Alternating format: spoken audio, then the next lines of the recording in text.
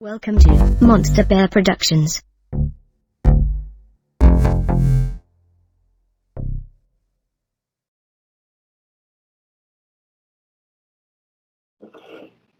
All right, welcome to another episode of Monster Bear Productions. I'm here with Clayton Love. Heck yeah, I'm excited to be here. Hey, man, how you been? How you doing, man? How's that 2020 treating you? Everything's going good so far. 2020's been a little rough, but been able to keep the job and stuff's going really well, so not too bad. You became an essential worker, huh? Yeah.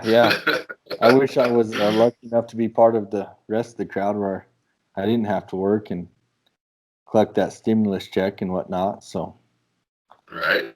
Get that stimulus check from the old government there. That was pretty nice. Like, did you guys get your stimulus check or no? Not to put your yeah, business out there, but no, we did. So okay, yeah. we really weren't expecting or really didn't know what was happening, so we didn't really plan for it to come in, but Right. with it just hit our bank account and I couldn't complain too much, you know what I mean?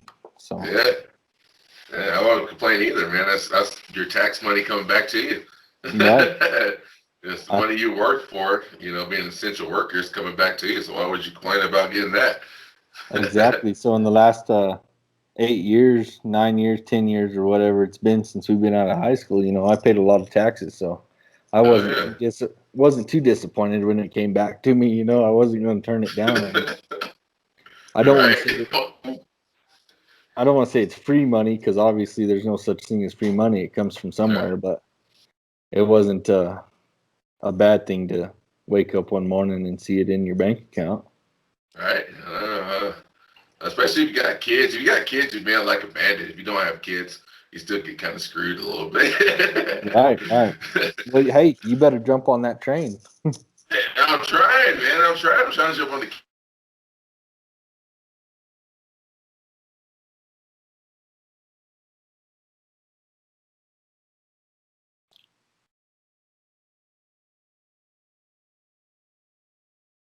You froze. Can you hear me?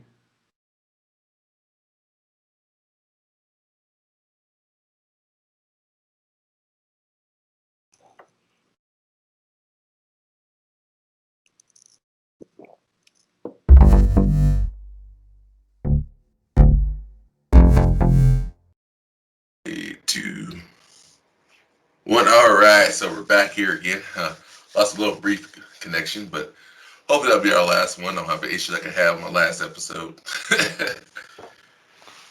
Snap. So what have you been up to, bud? Like, what are you doing for work now? How's life been treating you other than 2020? But Yeah, you know what? It's been going pretty good. Just working, and I'm a lease operator down here in New Mexico and pumping wells and whatnot. And then uh, I got a great schedule, so I'm 8 days on, 6 days off, and on my 6 days off, I go up to Nucla, Colorado, and do some ranching over there for a cousin of mine, and work over there and whatnot. And do right now we're super busy over there and super busy here.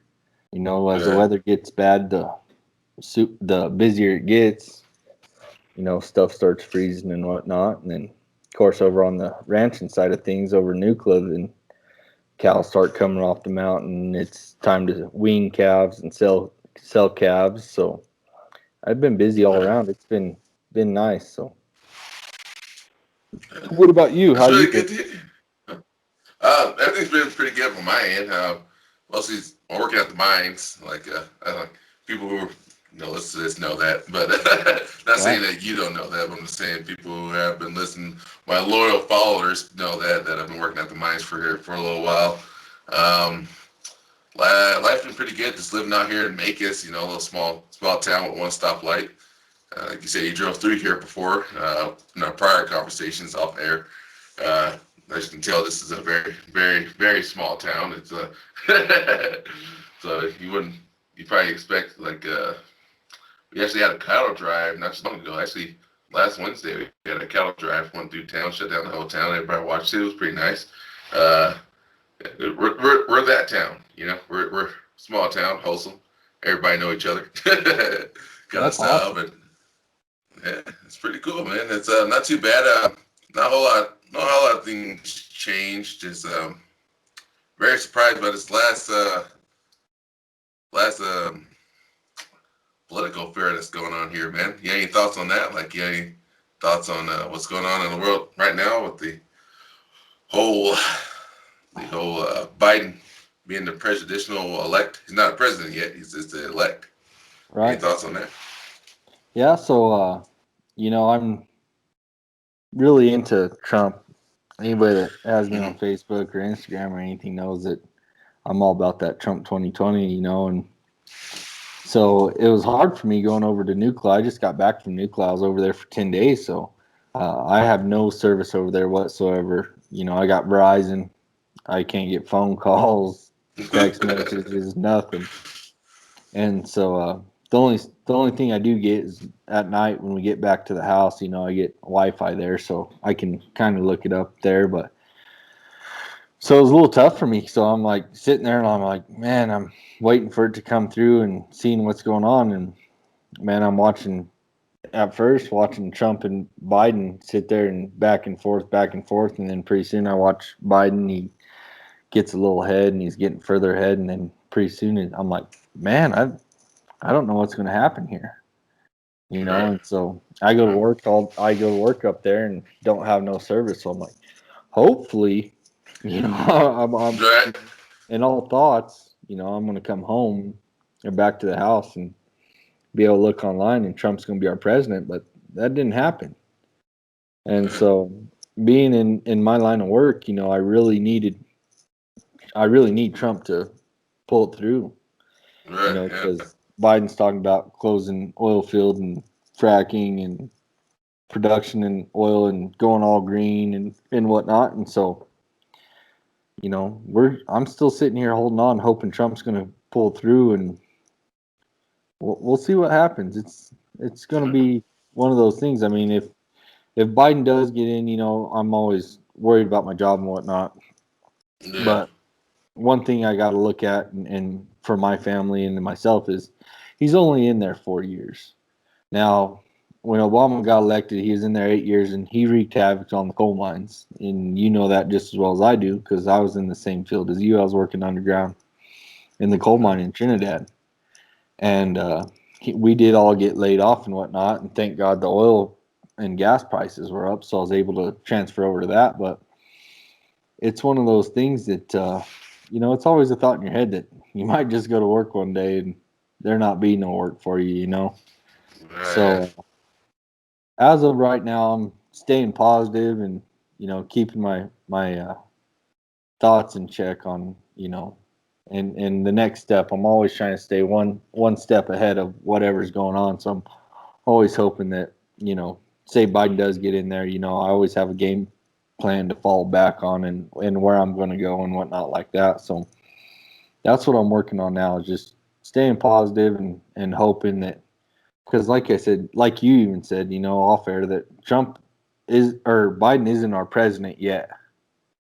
So it's just one of those things that we're trying to stay positive and hopefully it comes through where things can get turned around here for us. So, and I'm sure you kind of feel the same way being in the coal mining industry, because like I said, if we go all green, which would take years and years to do, and hundreds of I don't think billions we can. of I don't mean to cut you off. taxpayers I don't mean to dollars. cut you. Yeah, I'm sorry, but I didn't mean to cut you off there. You're fucking great, great, great. What you're saying, I really like majority of what you're saying. We're not, but we can't go all green. We're too far gone. If the projection they said were right about the global warming before they moved to climate change, global warming, if the projection they said was right, we're too far gone to go green. So that's just from their own words. It's not my words, not his words. It's from their own words. We're too far gone to go all green. So we got to keep living and adapt to what we're doing now. But go Right. ahead, buddy. I'm sorry, let me cut you off there. I just want to. Yeah. Yeah, and I mean, as far as the whole all green and stuff, and for the followers that are listening to you and whatnot, don't quote me on everything I said. I don't No, claim to you're be the fine. smartest guy. I Okay. don't claim to know everything. This is just, pretty much hearsay and what you see on the news, and you can't believe everything you see. But from what I'm seeing and what I'm hearing is, being green, we're only running off of like 7% of our world is ran off green. So, I mean, you got to think oil, gas, and coal. If you put on, for the women, if you put on makeup in the morning, that's, made out of oil and gas and coal. If you drive a car, rubber, wear shoes, most of your shoes. I know they got some stuff like Hey Dudes and stuff that are recyclable plastics and whatnot that's made out of. But there's a lot of it that, to me, that a lot of people don't understand and don't know. And like I said, I'm not the smartest. I don't claim to be the smartest. If you look at my Facebook, I'm always arguing with someone on there about this. You can get on there right now and see that, I'm always arguing. I love that, buddy. That's what's beautiful about you, man, is that you have the courage of your convictions. You stand true to what you believe in. And that's very common nowadays. Most people kind of yield and backtrack of what they believe in, That's like one of the key reasons, like even back in the day when we used to go to school together, like I was like out of fondness for you because you stand true for what you believe. You believe what is right, and what's wrong is wrong, kind of style. So you stand true to what you believe, you can't fault somebody who's like that. But I hate people who are flip floppers who wants to go with the kind of flow. I don't hate them. That's a hate strong word, but they don't stand true to what they believe, such as yourself. And that's what's beautiful about you, man. I'm just throwing out there. So I appreciate it. Yeah. I was raised where, if you did something wrong, you did something wrong. It's better to stand up and I come from pretty hard family that, if you messed up, you're better off walking up to them and tell them, hey, I fucked up and this is what I did. And, I know it's not right, but, I made a bad choice and, this is what happened. And you're better off telling them that than trying to hide it. So I was raised that, you stand up for what you believe in. And if you mess up, you damn well tell them when you messed up and how you messed up. And it's a lot better for you in the end not to play the whole, well, it wasn't like that when I left it that way. But really in your mind, you damn well messed that up yourself, And so, my family could be pretty rough on us, but you just had to make sure. Yeah, and it wasn't rough on you if you went up there and said, "Hey, I don't think I did this right, and I think I messed it up." And so, if you do that, and I try to look at my life that way, anytime you mess up, you got to fess up and say, "Hey, this is what I did, and I know it's not right," and take your ass whooping because that's what this world does. I mean, as adults, whatever you do, if you do it wrong, you're definitely getting ass whooping it.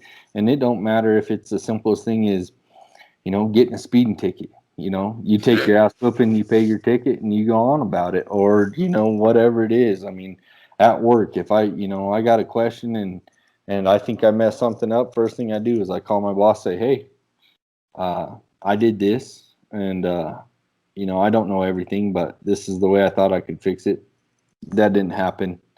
It logged the well off or whatever. We'll have to call a swab rig again. Swab rig usually runs $3,000 every time you have one come out, but people just kind of appreciate you more if you just come out and say, hey, this is what I did, and now at the time I didn't know that I was wrong, but now I know I did it wrong, and this is what happened or whatnot, and that's the way I try to look at everything. Is nobody knows everything, Pretty much, yeah.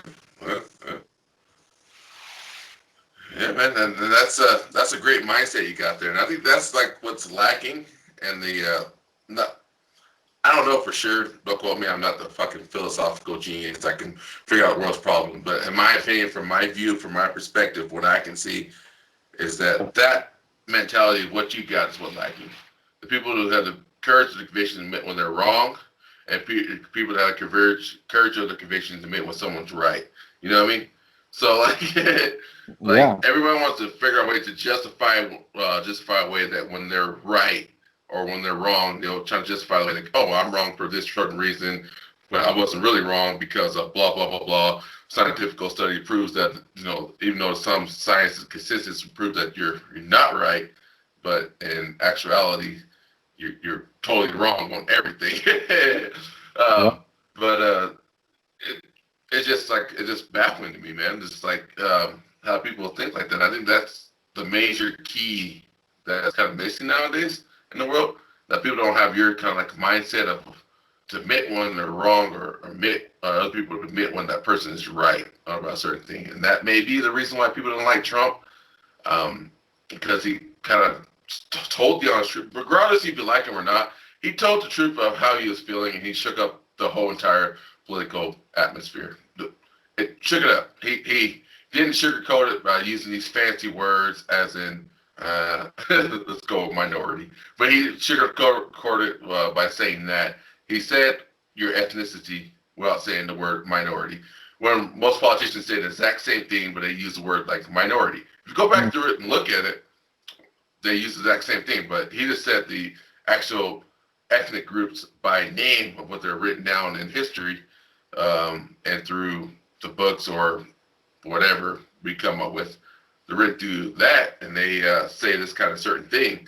He said the same thing as they said, but he just said their actual race or ethnicity. So that's the only biggest issue that people have a problem with, because I talk to a lot of different kind of people here, and even if Biden wins right now, if Biden wins right now, a lot of people have an issue not with Trump. Well, they don't have an issue with Trump personally. They have an issue with his rhetoric. They don't like him because the news outlets don't like him because of what he said, and it's like a short clip that was misquoted. You know, kind of stuff. You get what I'm talking about right now. For Oh I go yeah, on for this sure. huge tangent. No, I I totally want get to it. go I over this mean, podcast. you Yeah. know, I still talk to a lot of people we went to high school with and stuff. And you know, I was pretty open in high school, and like I said a lot of stuff that wasn't right and whatnot, and I was pretty wild, and I like to party, and everybody knows I smoked a lot of weed and stuff when I was in high school. And you know I don't think that someone should be judged for what they did in the past to compare to now. I mean, yeah, I smoked a lot of weed. I drank a whole bunch. I partied with the best of them, and hell, we had a. I mean, I had a great time. I could, the whole time. And so, I kind of look at that like, people are, saying that, well, Trump said, this, and Trump said that, and grab her by the pussy and da da da da. I mean, you want to bring up, say I was running for anything, in Congress or president or anything like that. I mean, I wouldn't have a chance because all the people that, would bring up, my past. They'd be like, holy smokes, this kid, we went to high school with him, he was wild as Yeah. shit. He would leave at lunch and, come back stoned, and hell, he was always partying, and, the whole 9 yards. I mean, I won't get too far into it, but Yeah. that's my past, Now I'm Yeah. married, I got, 3 daughters. I work my ass off, and I'll tell you what, in the last 45 days, I haven't had a day off, including today. I work today. I got to get up tomorrow. I got to go to work tomorrow. I worked this oil field job till Wednesday night. I jump in the truck. I drive 3 hours over to Nuclear, and I go to work there. But people don't see that. So what they see is, back in high school, that guy, he was the one to, Yeah. he'd be showing up to them football games and had a water bottle filled with Kentucky Deluxe whiskey, and he'd be getting shit faced while watching the football game. And I mean, I'm not gonna lie, I still drink. But that's as far as that goes. I don't do drugs no more. I got a stable job. I got a family to support, and that's the same thing with Trump in my mind is, they said, oh, well, back in the day, he said, grab her by the pussy. Well, let me ask you guys this. Anybody that has a wife or say a husband, if he never said grab you by the pussy and maybe not those words exactly, or maybe it's an action. If he didn't grab you by the pussy or hasn't grabbed you by the pussy, then you probably wouldn't be married.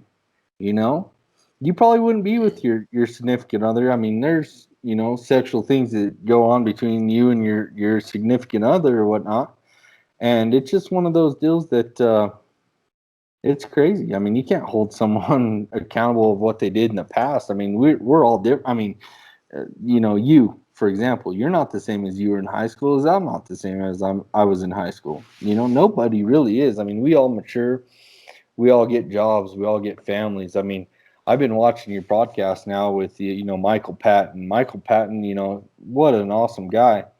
Yeah.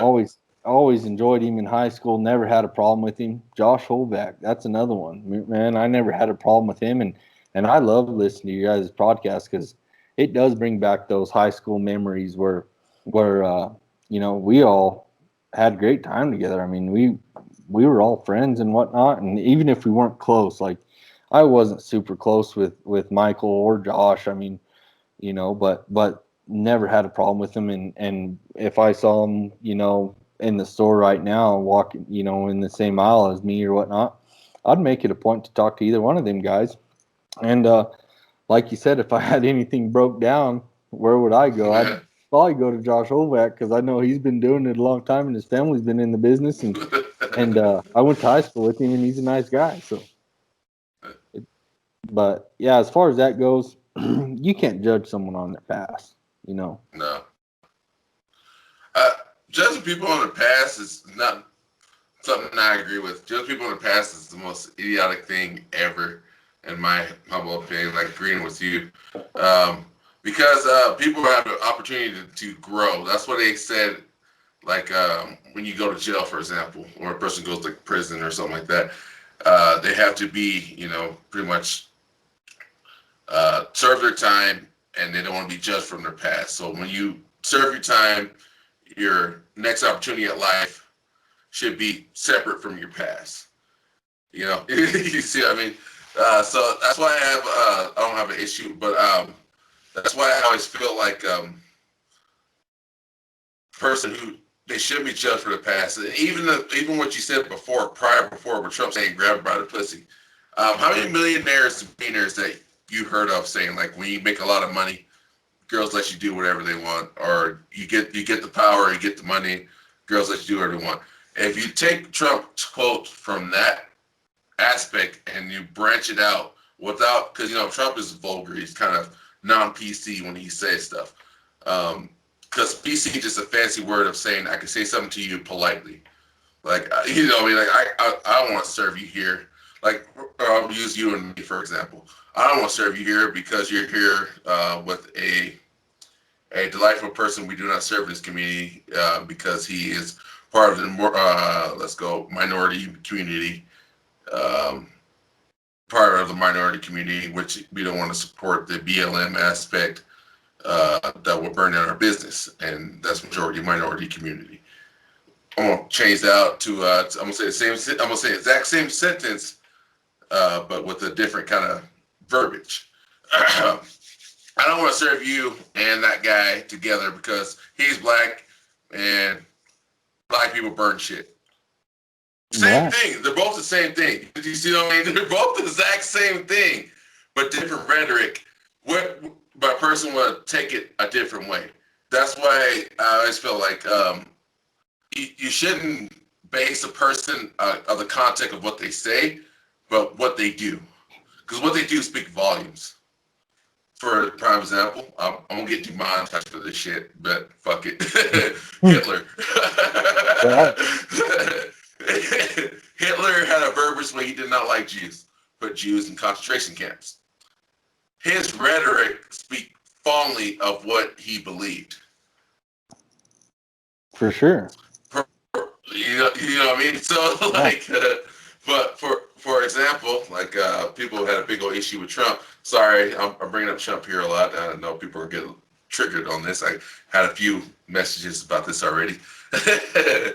But people had issue with Trump saying that about, you know, kids in cages over the border of Mexico. But it wasn't his cages. They weren't built underneath his administration. They were built underneath the Obama administration. If you listen to the Exactly. Mexicans back then, Mhm. listen to Mexicans back then, they would say, was it border in chief, deport in chief, like they used to call Obama all the time. Um, I use the word Mexican or Latinos, whatever. He used to deport shitload of people. He just deported the hell out of them. And Yeah. it's true, but people don't want to realize that. And just the fact that Trump, they figured out a way to blame Trump because of his rhetoric. It's he's speaking of the same thing. I wish I had that video. They have a video called "Look Up Obama Immigration Policy," and what he called Latinos at the time. It's just fascinating, but I'm just saying that I'm agreeing with you that you can't base someone off their past at the end of the day. You got to base them off the rhetoric and their actions. So if the rhetoric match their actions, then you know you're dealing with the tyrant. If the Well, rhetoric don't match your actions, you just speak in rhetoric. It's totally different, totally different. But yeah, buddy. no, I totally agree with you. And for those that are listening, everything I say, don't take to heart, because I might not use the right term. I might say Mexican instead of Latinos, or you know Yeah, blacks instead of it's, African Americans or oh, whatnot. And, goddamn it. We're in the podcast. Oh, you said blacks. all I'm right, just joking. Go ahead, buddy. perfect. No, I'm just joking. Go ahead, buddy. Go I'm ahead. just Go saying ahead. I'm not always politically correct, and Yeah. so I've been dealing with this quite a bit because I post a lot of stuff on Facebook and whatnot, and none of it's all that great because the memes are funny or whatnot, but a lot Yeah. of people take it Yeah. offensive, and so I was digging around on Facebook and whatnot, and I saw a deal from my mom, and about she's voting for Joe Biden.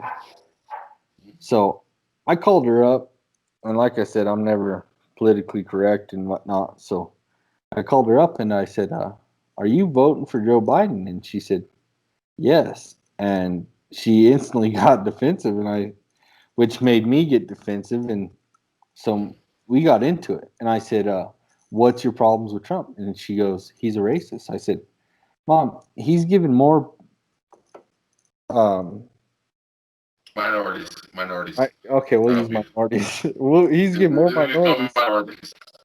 I Yeah. said he's given more minorities jobs than anybody else in the world. I said, you know, if you look, when he became president, he gave so many people jobs. He, started with the China trade deals and stuff like that. He's trying to bring more Americans jobs in the U.S. than what we've had in a long time. Mm. And I mean, Jesus, every piece of technology that we have, from iPhones to, I'm on an Apple laptop right now, all this stuff is from China. I said, and he's trying to bring all that back to the US where it should be, because we live here. So we should be able to build the same stuff that they're building. Our technology is just as good, but we contract it out to them. And so, of course, she's going off and she's yelling and whatnot. And I said, Mom, you live in a town right now that when I was a little kid, and this is no offense to anybody, but when I was a little kid, there was a sign when we went into town right there that said, "Don't let the sun set on your black asses," which means no black people after dark. I said, and you're trying to tell me that Trump is a racist? I said, Mom, we lived in that town. And she's all, well, and she didn't have nothing to say. And I said, so what's your argument here? And she said, well, I said, you're voting for someone that's trying to shut down the industry where I make a living in. Okay.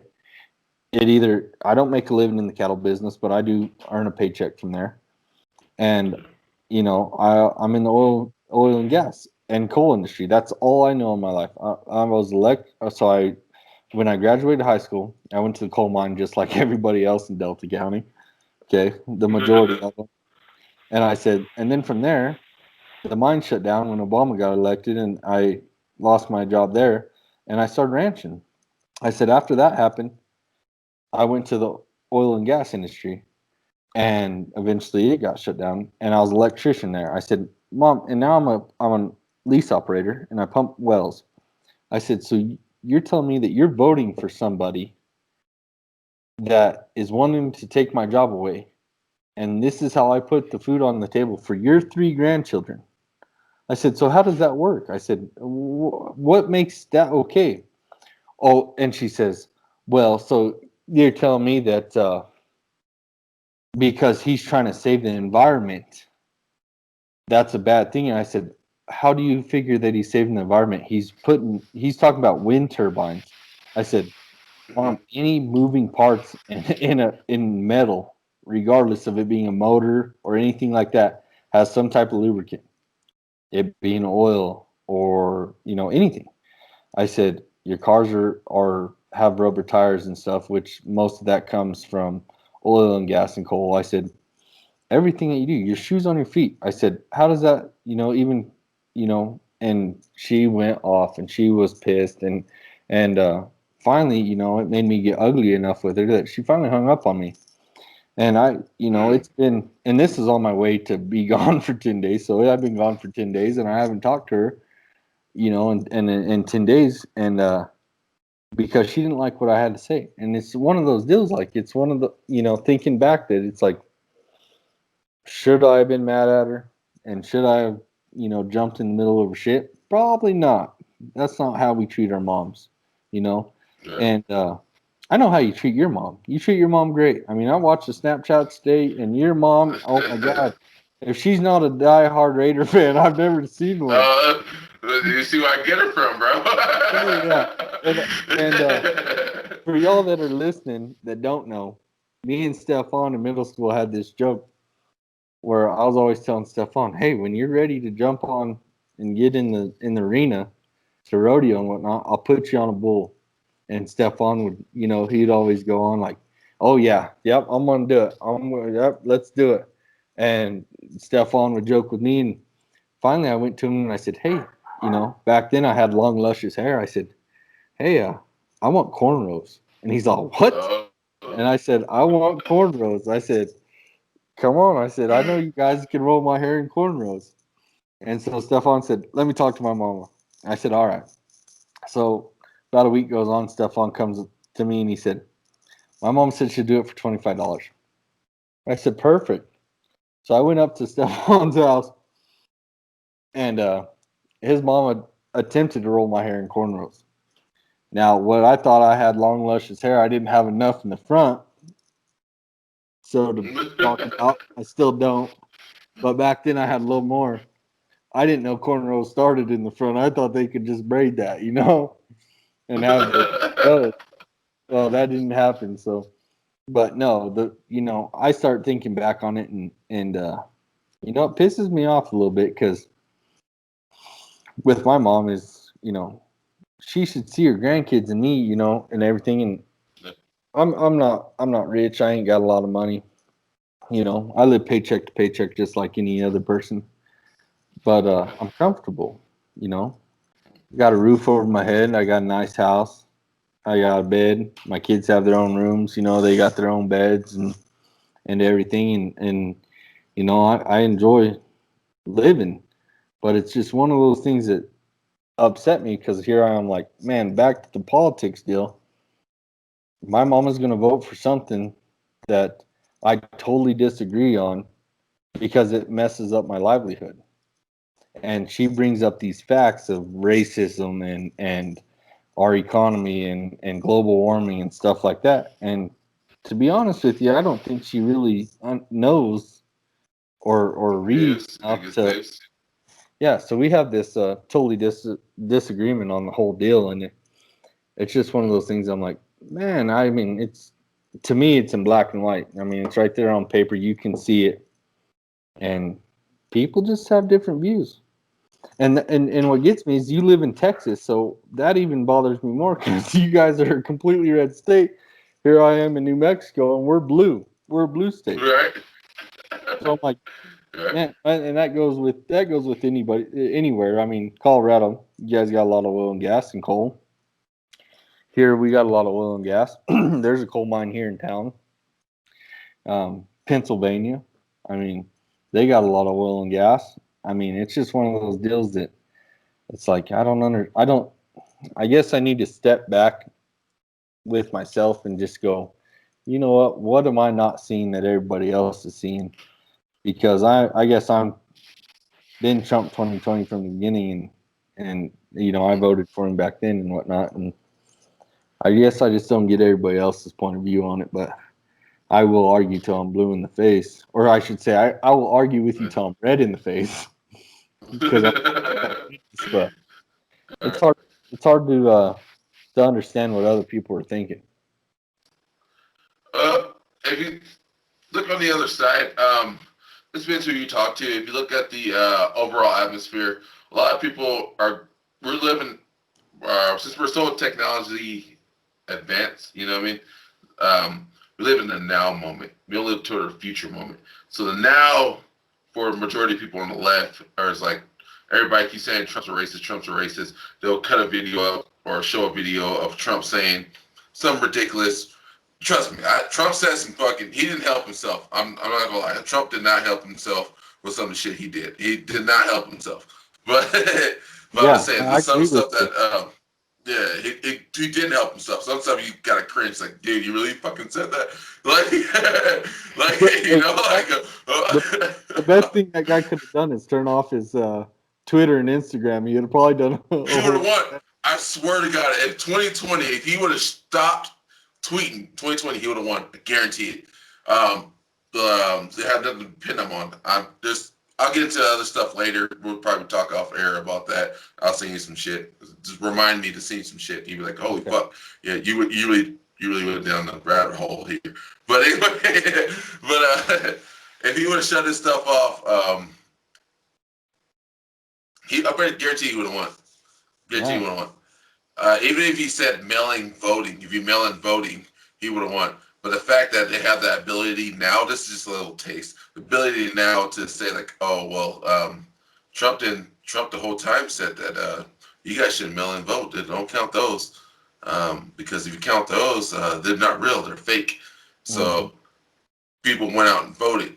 So if you're on the other side, let's take advantage of this. That he said this, we're gonna stuff some voters.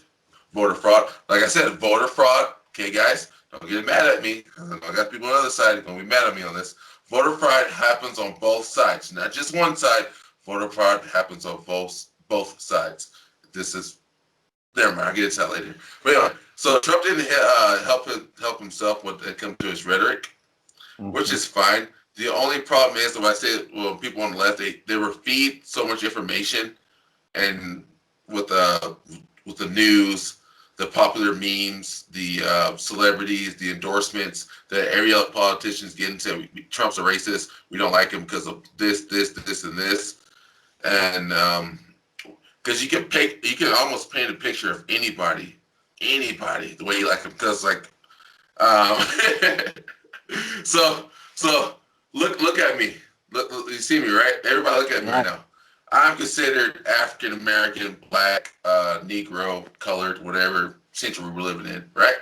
I've been called a white supremacist. So, so I swear to God, I've been called a white supremacist before. I would love to know who it almost, is. I would love to know who it is. Like, are you talking about Ray Charles here? Or, lying? And then I've been called for the on the left. I've been called a white supremacist, a neo-Nazi. On the left, I've been called a communist, certain kind of person. Because I have like almost like identical beliefs as what you got. You know, like almost dead on identical beliefs what you got. But it depends who you talk to. It just depends who they're listening to and what they consume. And I'm not for censorship. I just find it funny that people cannot, don't have the capability of thinking for themselves. Like, I'm not saying your mom doesn't do this. I'm quite sure. I don't know your mom personally. I'm quite sure your mom's a very lovely lady. I'm quite sure she knows that. But I'm quite sure she listens to a lot of news and a lot of stuff outside of her, Yeah, the end scene, because she don't want to get kicked out of the end scene, because getting kicked out of the end scene means that you're a loser, you're a nerd, you're a geek, or some kind of stuff, that the old version of that, or you're unwanted, and who no one wants to be kicked out of their, to quote Joe Rogan, their tribe. So you have to get in and dilute your brain to believe in, like, this person's right. I'm voting for Biden because Trump's a racist, even though Biden did more racist acts. I'm sorry, 93 Crime Bill is the most racist act. Fight me on this. I don't give a fuck. Fight me on this. 93 Crime Bill is the most racist act ever I've seen in my lifetime since I've been born. I was born in 93, so that should help you out. I came out the womb like, what the fuck is this? Mom, I'm a criminal already? I just came out. I was born with a 200 credit score. That's all I'm curious about. Pretty much, yeah, exactly. Thank you. Pretty much, like, what the fuck?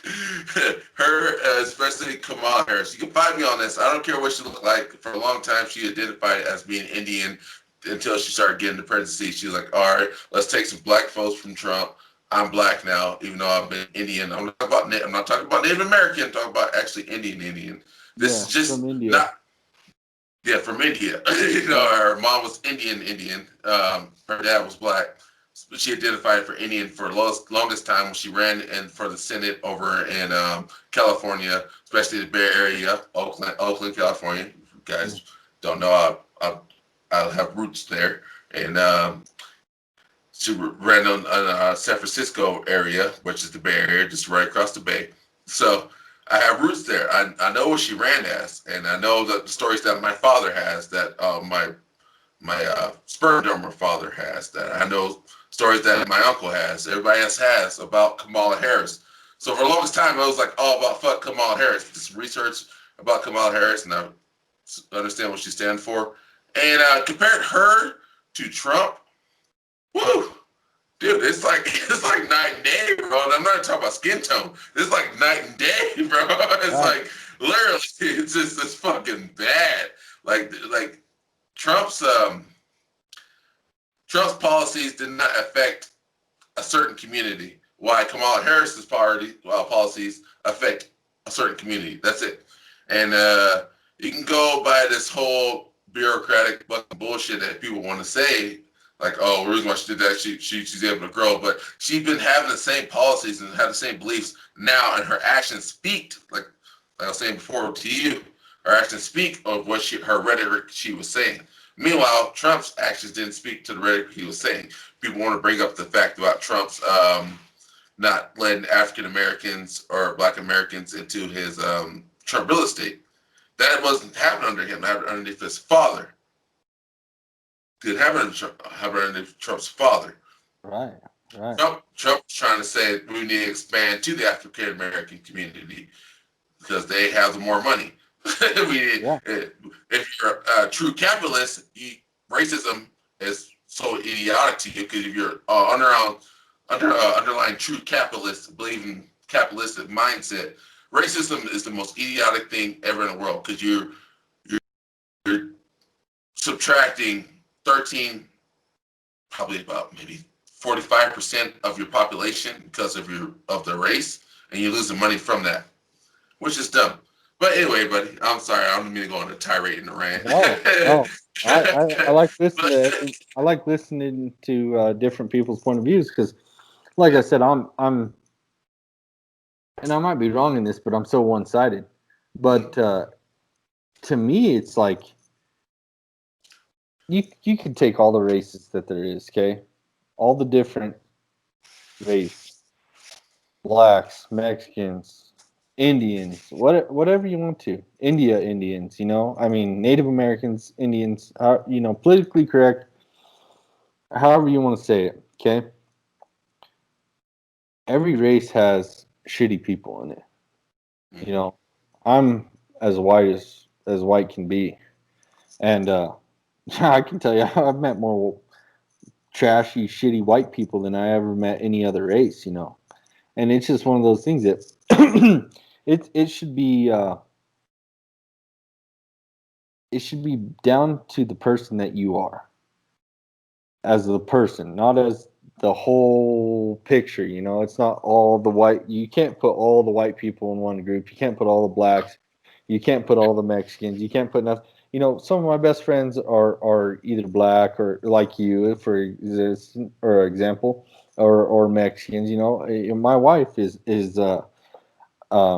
Navajo and Mexican and white.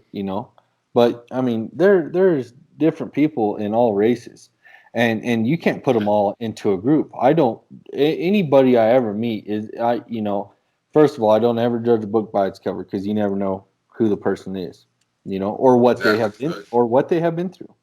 You met me in some of my darkest times, and you'd have put me in a different group, but that's not who I am today, and that's not who I was before. I mean, it's just one of those deals that everybody goes through their life ups and downs. Everybody has ups and downs. No one's perfect. No one's perfect. You've always Everybody's always done something or said something that isn't correct or isn't right or politically correct. And it's just one of those deals that you can't put everybody into a group. And so that's my biggest thing. Do I think we should open the borders to let everybody in? I don't. I don't at all. Because you do get, like I said, you can't put everybody into a group, but every group has bad people in it. And so we shouldn't open up our borders to everybody. And this is my opinion. If you guys don't like it or whatever, like Stefan said earlier, fight me. I'll meet you. You know, I ain't scared of no. I ain't scared of no man. I can tell you that. And so it's just one of those deals that. But do I think anybody should be able to come over here? Yes. You do it correctly, come over. You know, America's the greatest country that ever was or and ever will be. But if you're going to do it, then come over here and do it correctly. The whole going further into it, war and everything like that. Everybody's all, oh, peace this and peace that. This country wasn't built on peace.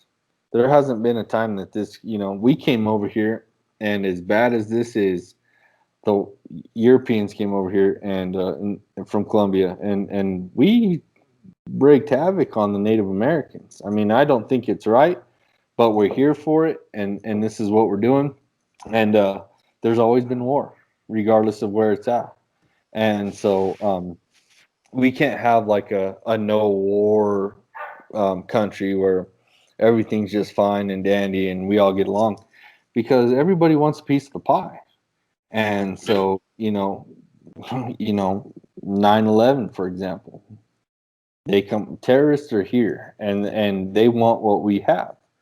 And so do I think, our men and women should be over there dying for our country? It's sad that they do. It's rough that people die so we can live free. Um, Hats off to them guys, because their life's on the line every day to make it where we can live in this world where we can say whatever we want. We can have guns. We can pick the food we eat. We can we make our own money and all that. And I think that's great. I honestly think that's great. And like I said, more power to the men and women that are over here fighting so we can live in a free country. But like I said, you just can't put everybody into a group. Not all people from Iraq are bad. Not them guys that live over there, born over there, whatnot. If they want to come over, come over. Just do it right. Become a citizen and whatnot. But you can't just assume that, oh, because they're from there or you're from here or there, you're a bad person. You really can't do that. In my eyes, everybody has a worth, and everybody has their own beliefs. And yeah, I probably don't agree with most of it, most of your guys' beliefs and whatnot. But that's the great thing about America is the freedom of speech. You can say what you want, and another thing that's great about freedom of speech is I can argue with you about it if I don't agree with you. Yeah. I mean, Not and I again. feel Yeah. So it's one of those deals that I'm just I'm just happy to be here, dude. I'm just living day to day. If Biden does, become president, then we made it through Obama. Well, everybody will wake up every day, still, and everybody will go to work, and it might not be the job you had when Biden become president. As myself, if Biden decides to shut down oil field, I might have to find something else to do, but yeah, as a person and a decent human being, and people might not think I'm decent or whatnot, and that's their opinion. But I guarantee I will get up every day and go to work, regardless of what I'm doing. And we lived through Obama, so we'll live through this deal too. It's just going to be a little harder on some folks than it is others, but we'll figure it out for sure. Yeah, yeah, man. I love resolve and positivity you got there, but it's astounding, man. I love it. Like you were saying, man, like not kept people in the box, because people. There's not. I feel like there's no such thing as all and every. Because if you can find one, then that means all's a farce, and if you can find a one, that means every's a farce. Right. So that's why I feel like there's like no such thing as all and every.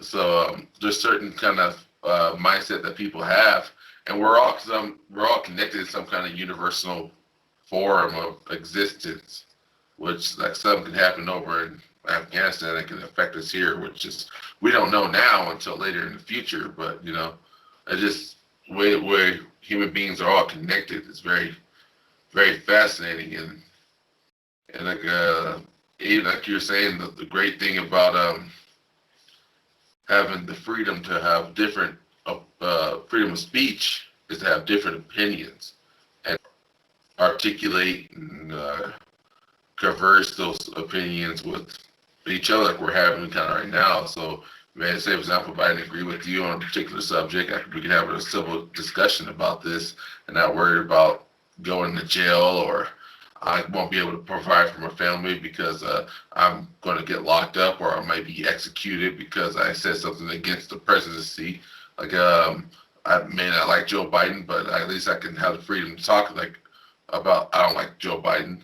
I Right. mean, I like Trump. I at least have the freedom to talk to say I don't like Trump, and that's like one of the key reasons why I have I feel at odds with the woke movement going on nowadays because I'm trying to change subject on you like this, but you just got me thinking about the woke movement right now because I kind of had this conversation with somebody else about the woke movement. Um, I have a different opinions on that because if you have the freedom to shut down a platform on somebody, have them give them the right to speak their mind or opinion, and come up with a great rhetorical to the argument or a rebut to the argument or a great articulate reasoning why they are idiotic for having that kind of argument. It leaves a person to leaves like a nation we have now stagnated into I'm scared to say this because the repercussion of either my skin color or my words gonna be misconstrued. You know what I mean? Like what's going on in that modern day? If you fast forward to modern day now, so many people have been like deplatformed, or so many people have been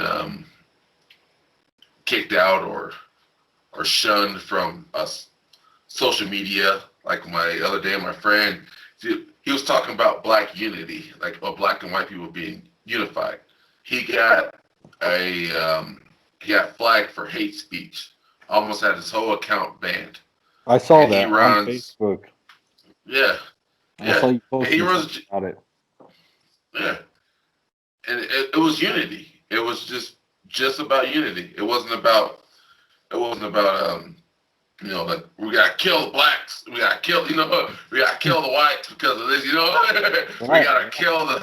It wasn't none of that stuff. It was just about this unity and then peace among each other. But he was flagged for that because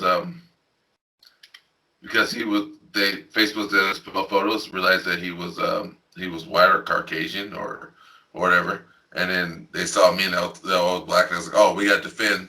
And my eyes, what he saw was an attack on white society. What I saw was like this black guy doesn't know the difference that he's saying racist stuff. Let's block him. But from what he saw, and I took a step back before I actually posted that. So I asked my kid, send it to me. I'm gonna post it, read it, look through it, and try to figure out what they're trying to say. So for what I saw was that when he told me, and then when he saw was totally something different. In actuality, it turned out that Facebook, sorry, deemed that they were smart enough, and they were judge, jury, and executioner.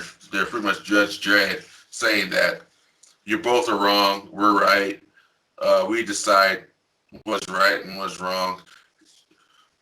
So you talk to an African American or a black person, we deem this as hate speech. We don't want the unification. We don't want you speaking on it. We'll speak on it. We know what's right. That's why I summed up from the whole entire argument that they said when I read through it.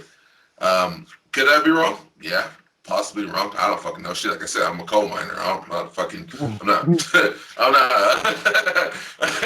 I'm not Elon Musk. I'm not fucking Albert Einstein. But that's why I took from it. It's like that's what they're trying to say. Like they have no fucking idea. They didn't read through it. They just saw the word black and they saw the word white and they saw my thing with the handshake. They're like, oh, he must have been talking about unified, and he must be talking about since he's a he might be a Trump supporter. I don't know, but since majority of his stuff is pro-Trump, he might be racist. Not to bring us back to Trump, I'm just saying like that's what the consistency is that Trump's a racist. So Right. Facebook might be doing that. Oh, I totally agree that they are definitely doing that, and that's why everybody's switching to what is that, Parler or whatever it's called. That are Yeah. it's like the new Facebook, I guess. And I haven't. Really? Well, Yeah, I've been seeing it, and today is the day I've been seeing it. Everybody's posting that they got new accounts, and it's kind of like a Facebook deal, but it's just another social media app that I guess is neutral. You can say whatever you want. They're not going to take your, like you said, if someone says black this or white this or whatever, they won't take it down and won't flag you or send you to Facebook jail or anything like that. But I got a question for you. You being a black man, what have you seen or what has been done to you as far as a racial um, profiling or anything like that?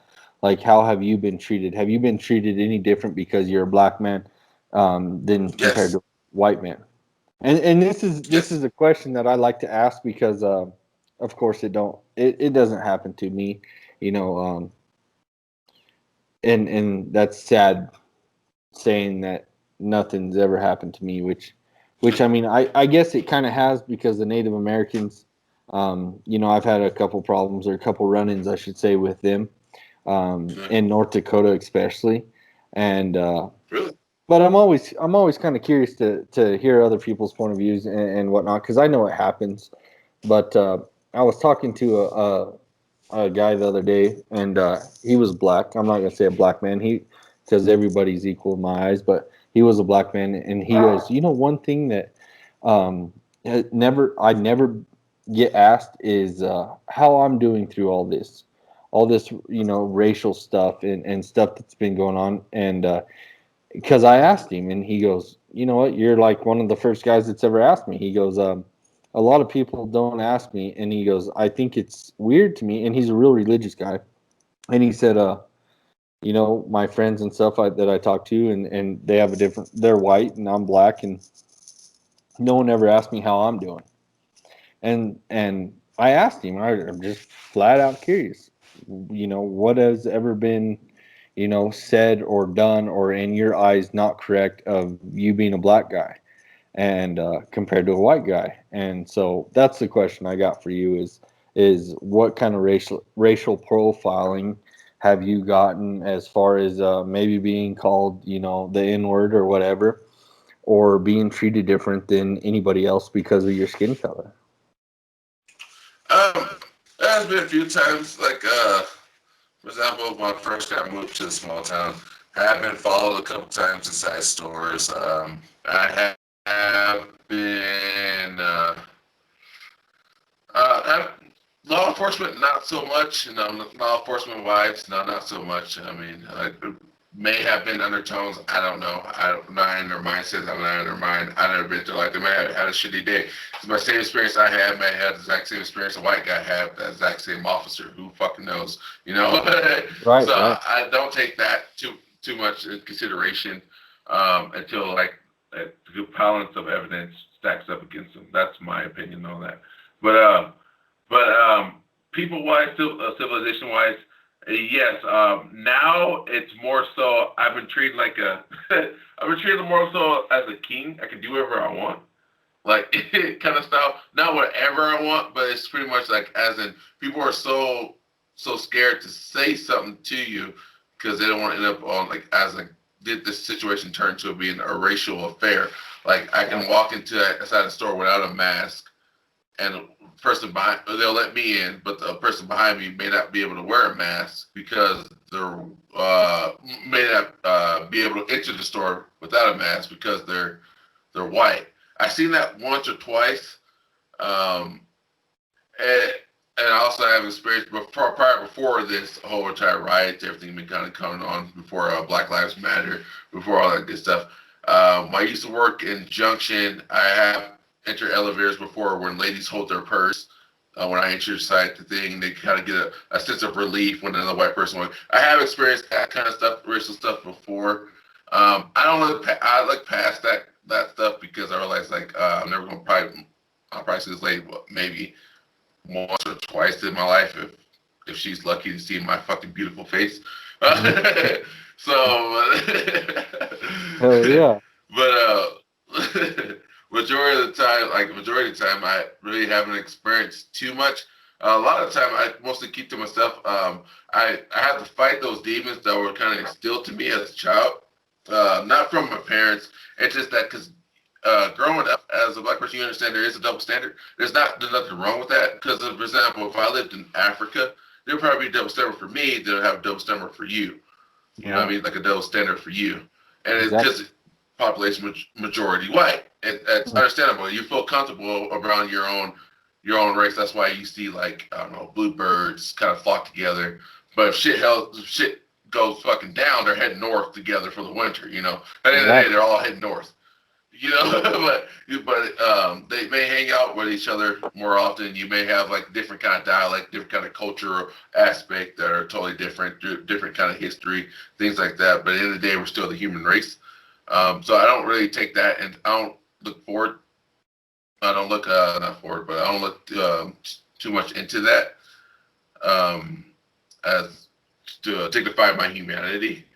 But have I experienced that before? Yeah, but I know that's like I'm probably gonna run into that girl maybe one out of a girl or a guy, one out of 100 million people I meet. I'm not Right. gonna meet that person again unless I live in that town. Live in that town, I run into that person. That person own that establishment, but majority of the time they own that establishment. Why the fuck would they hire me in the first place? So that's you know what that'd be my mindset when it comes to that. But I, modern day, fast forward modern day, it seems like more people who are of Caucasus descent or white race, or whatever. I don't know what the fuck they want to call it nowadays. I don't fucking know. White. Um, when it comes to white people, it's more of a fear aspect, and then that fear turns into hatred, and that's what kind of leery right now. That fear. When I see the things like such as like not the original Proud Boys, but the modern day Proud Boys with the radical Proud Boys that turn more into hatred instead of actual like not even like fear, but actual like we're fighting for our rights. It's turned into more of a fear aspect. They became Antifa in a way. Not all of them, because Proud Boys kind of started out with an organization with Gavin McInnes as an organization to combat Antifa and the radical groups like that. But the more you kept pressing down on them, they started adapting that neo neo Nazi ideology, Right. which is understandable. If you fall through history, that's what happened. I get in trouble for again what happened with Germany. It's just, I'm using Germany as an example because people love World War II, and if you look through World War II, and I'm using World War II as a prime example, even though it's been that through history, same thing with the Palestinians before, and same thing with the Zulu tribe before. This same thing, even same thing with the Italians, the Romans, and whatnot. It's exact. The history repeats itself to a thing where you start to get so fearful it turns into hate, and that hate leads you down to a path that people can turn back in history books, be like, oh, and they'll stop at this certain part of history and be like, oh, you see, they didn't like these guys, this ethnicity for this certain reason, so we were right. And that's if they win. If they lose, people turn back. See, this is why we beat them because they were this ideology, and this ideology was retarded and dumb. Instead of top of taking a step back and listen to what we're saying and understanding the mindset where that's coming from. Like for me, like my mindset when I was growing up before was that white people are not gonna like you just because of the color of your skin. Well, if I go to school, I go read through the history books. Oh, I was a slave. I was not me personally, but my ancestors. I was a slave. Right. They broke the contract, the contract before. They had Jim Crow. I had redlining. I had this. I had that. That would happen to me. So they really don't like me. But then I'll go hang out with you, and I'll go hang out with you. It's like I get a different, totally different reality. But if I hang out with the majority of black people, my reality of hanging out with you, living in a small town, and kind of small area, not every white person think like that. But in my head, I'll picture that every white person think like that. If that makes sense. No, that makes sense. Yeah. And I understand that. Yeah, it's just crazy. It all just depends where you live at. I honestly think, going back to the mask deal where you said that you could walk in with a mask, you know, down here in Farmington, we're real close to the reservation, and the Navajo reservation during the whole COVID thing was the worst place ever. And it's because, a lot of them guys don't have, excuse me, a lot of them people on the reservation don't have running water and stuff.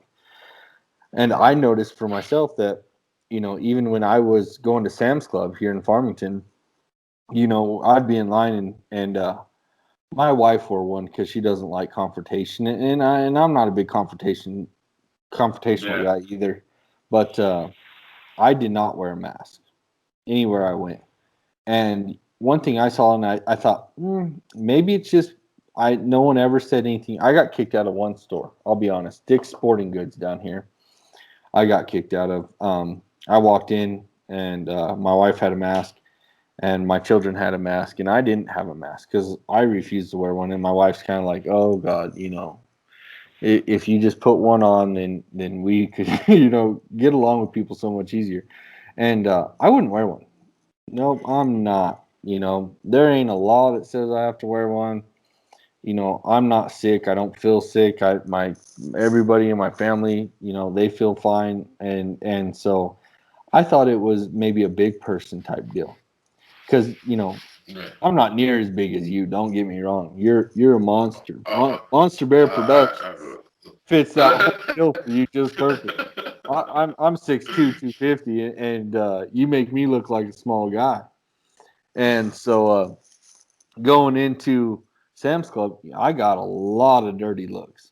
Like them guys were like looking at me like, I really want to tell you that you need a mask, but you kind of look like, a big bearded guy that's willing to tell me to go fuck myself because I'm going to tell you put on a mask and you're going to tell me that shove it in your ass, type deal. And so I wouldn't wear a mask. And so I did go into Dick's Sporting Goods and I walk in there and this little bitty white dude was all, where'd your mask? And I said, I ain't got one. And he's like, you can't be in here. And I said, so you're kicking me out? And he goes, yeah. And I said, okay. And I had my family with me. And, I try to work on my temper where, I just kind of let things roll off like water on a duck's back. Just roll off and don't get pissed off. And so my daughter looks at me and she says, "Dad, why are we leaving?" And something lit a fire under my ass, and I said, "Well, you see that guy right there, babe?"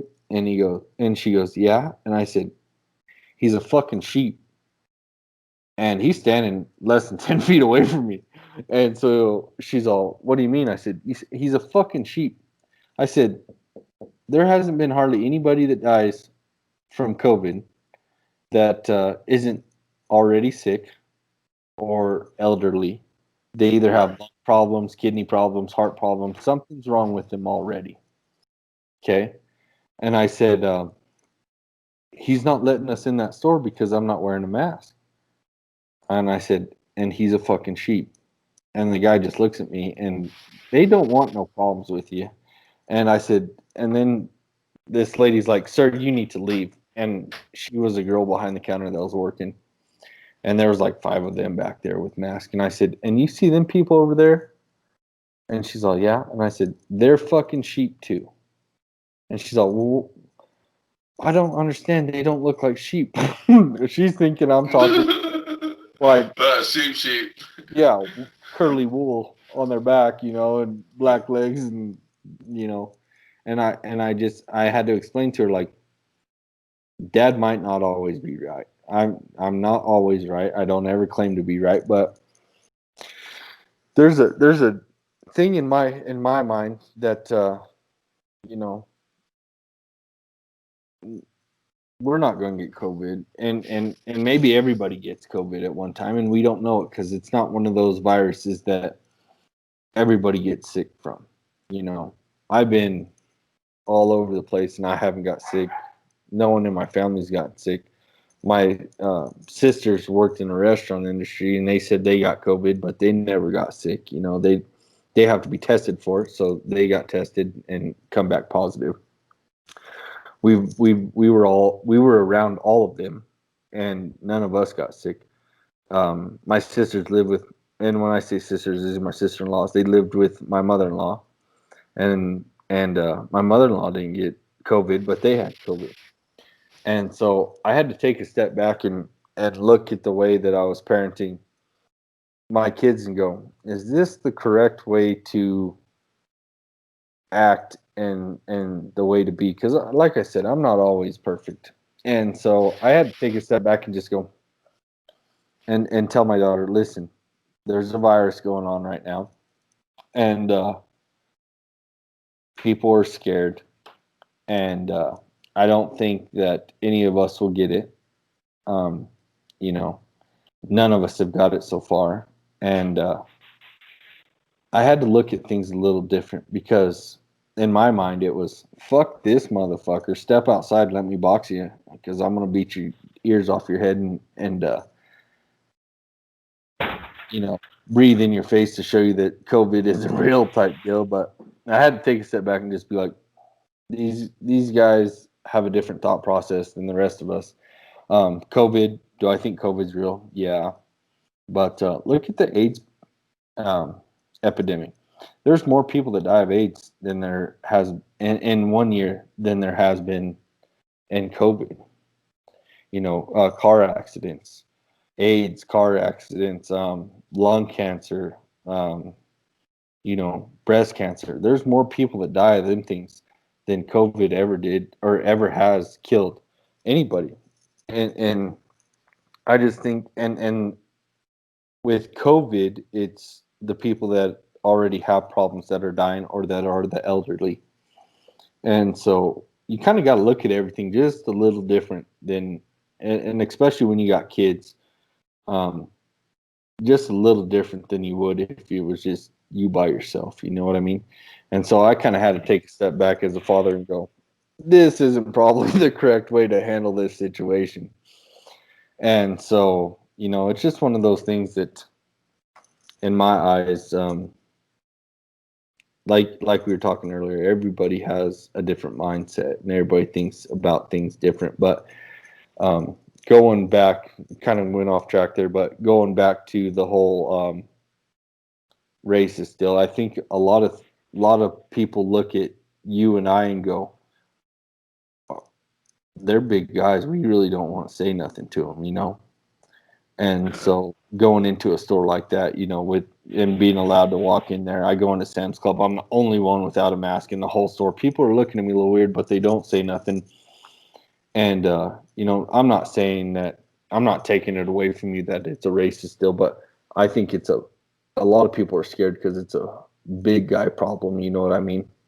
Because you're a monster, dude. You're a big dude.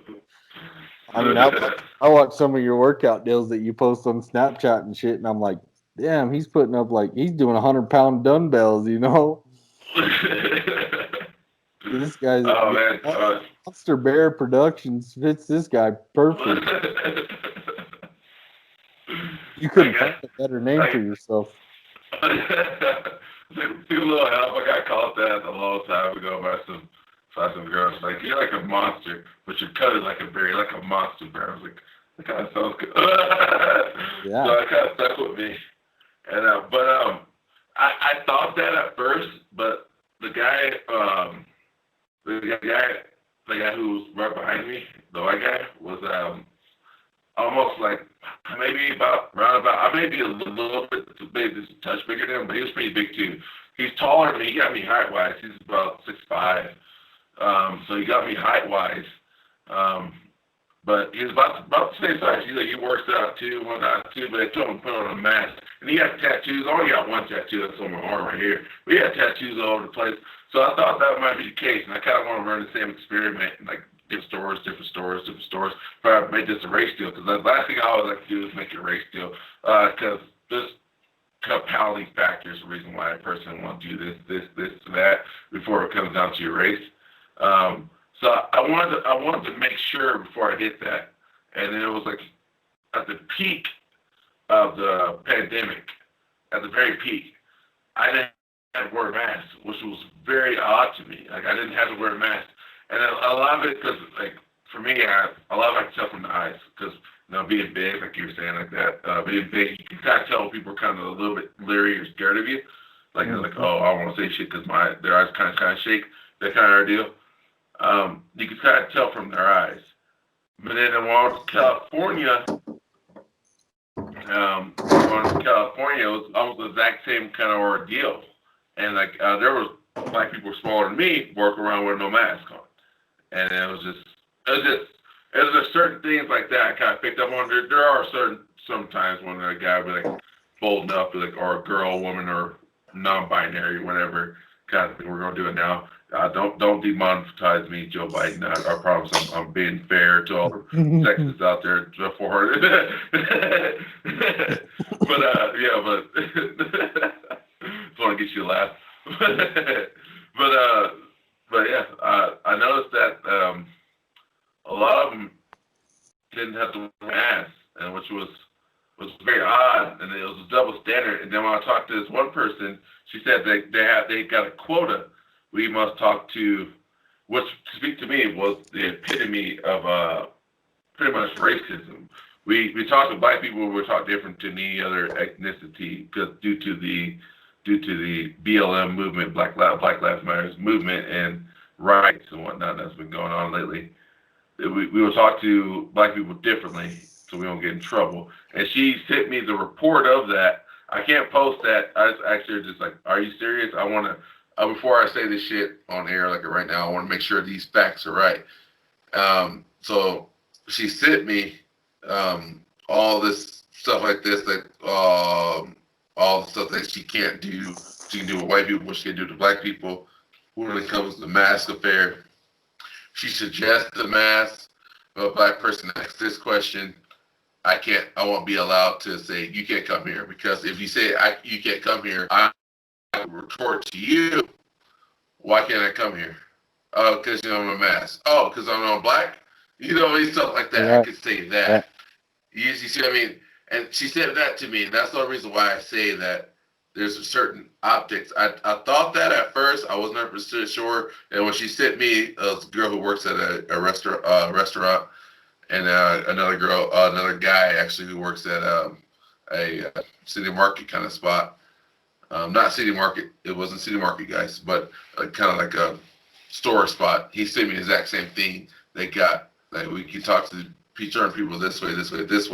We can't try to start other people this way, this way, because we don't want to end up on news, which is understandable. I get it. I get why I don't want to end up on news because look at the news reporting. I mean, Right. this is hot right now. This is fucking selling. That's why the news is reporting it because it's fucking hot. But yeah, so that's the only reason why I bring up that aspect because I thought at first it was the big aspect, like oh, fucking bigger guy. Because every time I walk into the place, people either ask me, "How much do you deadlift, man? How much can you do this, man? Are you a bodybuilder or a power lifter?" How big's your Yeah, I car? get that all the time That's too. what Yeah, all right. What do you drive? Geo Metro? Yeah, I deadlift your Geo Right. Metro. There you go. I'll Yeah, start saying hey, that. I'll write that down. you drive a Honda Civic? Yeah, Right. that's what I eat for breakfast. Right. Well, yeah. But speaking of the workout thing, I got a thing I might try to do called Road to 600. I'm gonna do 600 pound bench press raw. Um, it's gonna be fucking wild. I have to wait till next year, so you guys get a sneak peek on this one. I have to wait till next year before I can do it. Gotta make sure I got my health insurance all fucking going on to make sure everything's right. Because if I tear a pectoral muscle, I'm gonna be fucking out for a while. Right, 600 pounds is a lot, man. 600 pounds is a lot of weight. But 600 pounds deadlift, not deadlift, but bench press raw. It's gonna What's be the most you've done? most of done. Bench press, prime 515. Um, Now I'm laying around like 480, 485. That's because I've been working out like the same. Yeah. I don't know. Dude. I forget. I'm natural. Honestly, guys, I'm strictly natural. I haven't taken anything. The reason I haven't taken anything because I don't want to die at 30 from heart problems because my family has a history of heart problems, and I don't want to take anything that means SARMs, testosterone, all the illegal antibiotic Antibiotic. supplements that make you. Yeah. Thank you, buddy. Big ass what you shit, big ass tongue, fucking hard to speak the Queen's English. But it's hard.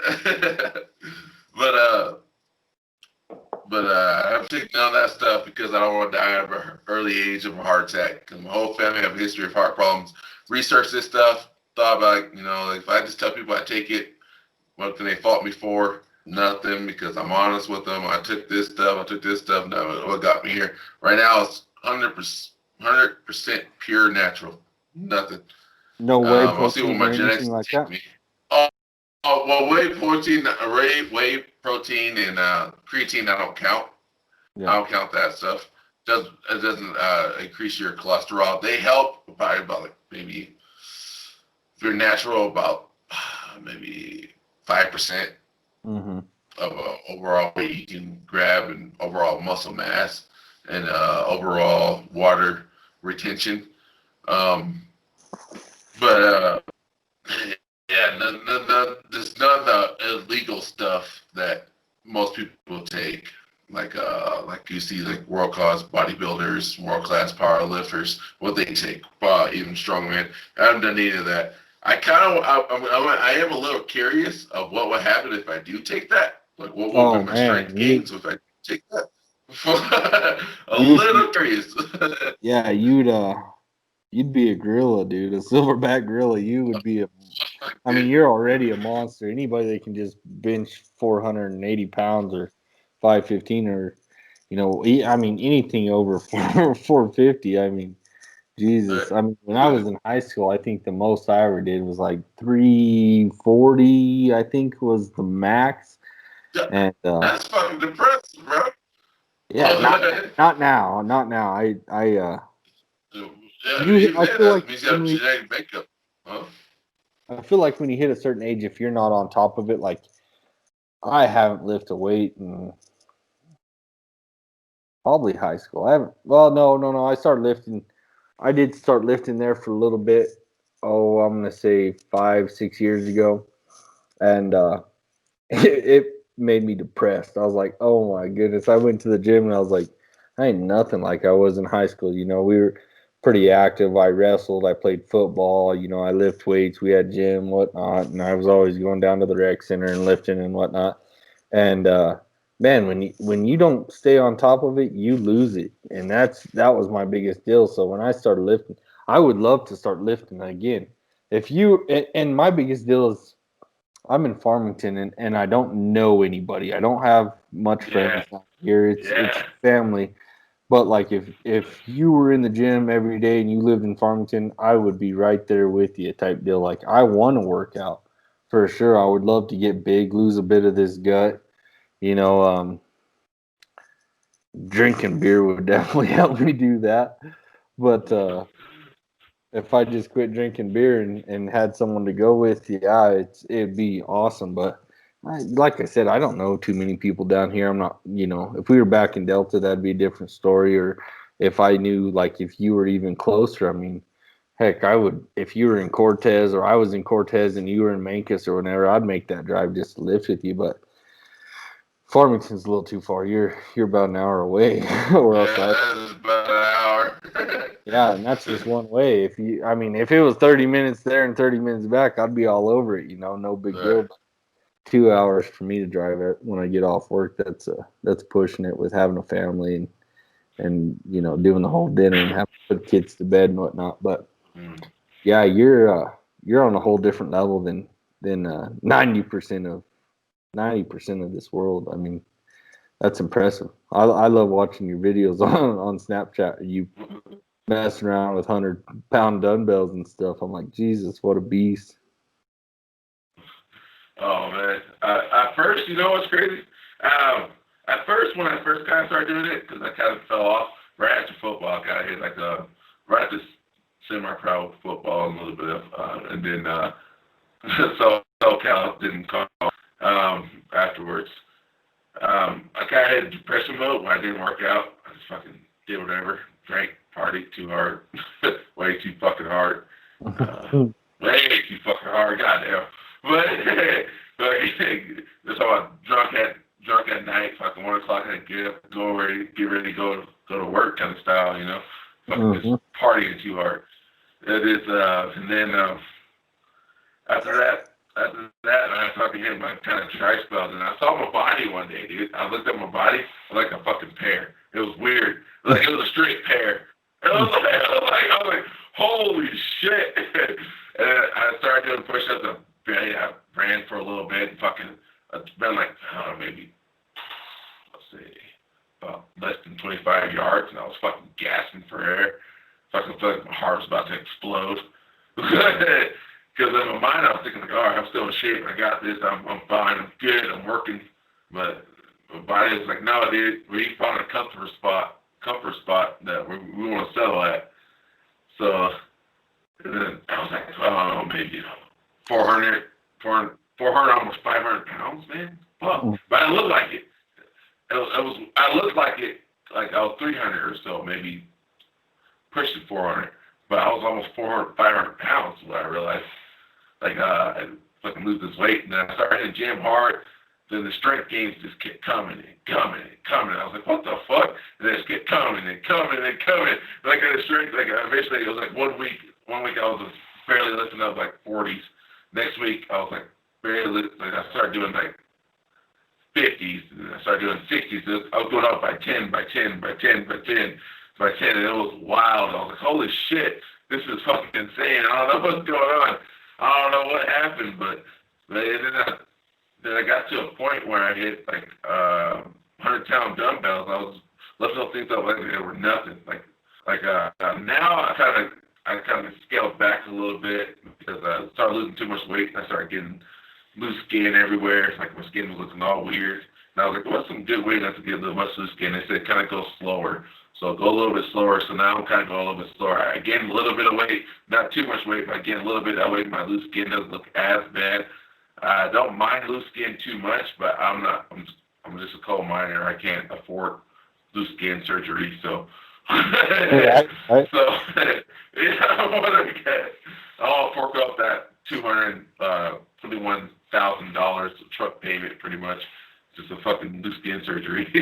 Something that could help. So You're going into your HR department there at work, and you're going, "Hey, does my insurance cover this surgery?" Pretty much, yeah.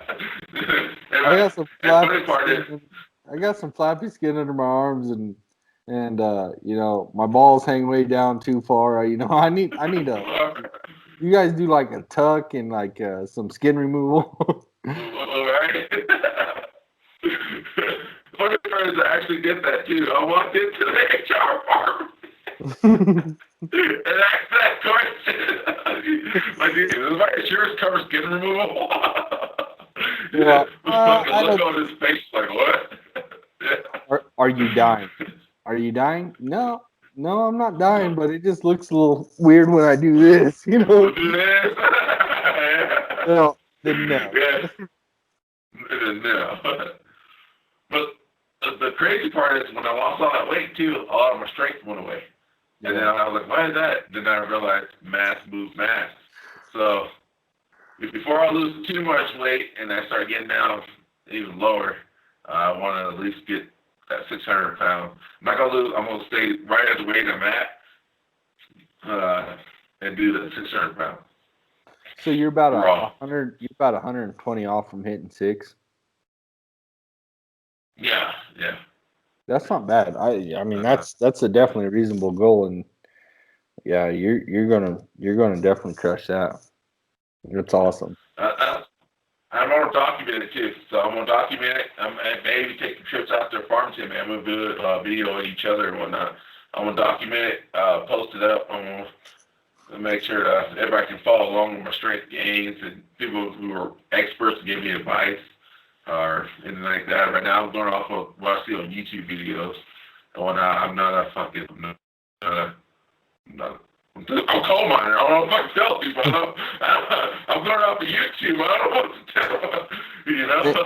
If you need So, if you need help on your dietitian, and yeah, my uncle is amazing. I'll yeah. off air I'll send you some pictures of my. I had an aunt, and they lived in Portland, or Vancouver, Washington, excuse me, and they lifted with Lou Ferrigno and Arnold Schwarzenegger and stuff like that. Okay. And so she was Miss Evergreen, Miss Northwest bodybuild champion, and she's an animal. I'll send you pictures of her. She when and this was when I was a kid. She's not that no more, but now you gotta realize that's a lot of steroids and stuff like that. But my uncle met a dude that was training for a Greco. Do you know what Greco is? No, It no, I didn't. No. it's a type of wrestling, but it's scored differently, and you can do some stuff that you can't do when you're regular wrestling. As far as Greco is the way they score is your back hits the mat and stuff, and so you get points for that. And if you're in control, and then you can do different tosses and stuff that is illegal in other deal. And so he actually did a diet deal for a guy, and went to Las Vegas and wrestled in the big leagues and stuff like that. And so he's a diet guy, and so really really intelligent guy. And I could definitely put you in contact with him, and he wouldn't charge you nothing. He'd just help you out because he's that type of guy. He really enjoys that type of thing.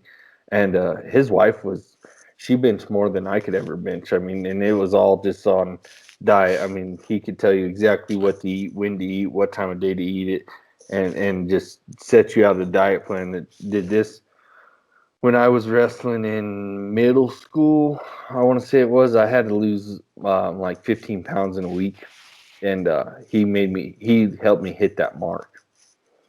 And so yeah, he's phenomenal, and he actually lives in Cedar Edge now, and he's pretty incredible dude. He When it comes to like, you want to do a diet, and and when I talk about diet, you got Yeah. people that are trying to cut weight, and then you got people that are Right. trying to gain Gateway. weight and do things that fit their body for what they're trying to do. And I think he could help you out, dude. Honestly, I think he could put you on the right track. as far as eating habits. And when I first got into it with him, I was like, man, not necessarily when I was trying to cut weight, but just later on when I was starting to work out and stuff, I was like, my biggest thing is, dude, I love food.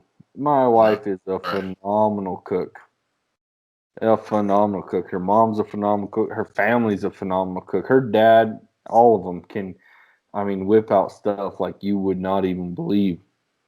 Lamb chops, some seafood, whatever it is. I mean, when they do it up big. Like we have huge crab boils at my house and stuff. And I'll have to invite you one of these days when we do a crab boil. You'll have to drive down there. They make a like a 20-gallon pot of crab legs and shrimp and crawfish and potato sausage and corn and do this big deal.